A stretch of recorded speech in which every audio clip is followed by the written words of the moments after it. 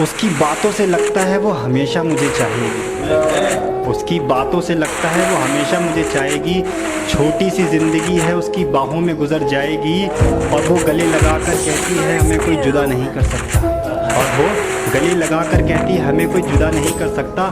फिर अचानक से रोने लगती है, कहती है काश बीच में आएगी।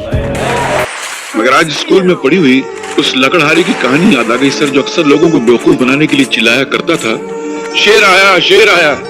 वो सारा गांव उसकी मदद को दौड़ पड़ता था, और वह कोई शेर नहीं होता था। एक दिन सचमुच का शेर आया, उसने तो बहुत चिल्लाया कि शेर आया, मगर उसकी मदद को तब कोई नहीं आया। वही हाल मेरा भी है आज सर। कल तक मैं झूठ बोलता था तो सारा जमाना विश्वास करता था, और आज मैं सच बोल रहा हूँ तो एक भी इंसान विश्वास नहीं कर रहा है। हालात शेर बनकर मुझे खा रहा है, मगर जमाना मेरी हालत पे मुस्कुरा रहा है। कि बेटियां नसीब से तो बेटे दुआओं के बाद आते हैं। अजी हम लड़के हैं जनाब, हम कुछ जिम्मेदारियों के साथ आते हैं। आधी उम्र जिम्मेदारियां समझने में गुजर जाती है तो आधी उसे निभाने में।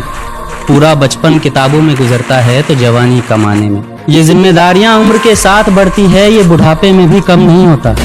अजी कौन कहता है जनाब हम लड़कों की जिंदगी में कोई गम नहीं होता। कभी बेटा बनकर तो कभी बाप का फर्ज निभाना पड़ता है। कभी खाने के लिए नखरे होते हैं तो कभी खाली पेट भी चलाना पड़ता है। कभी माँ की गोद में सोते हैं तो कभी जिम्मेदारियों की बोझ में।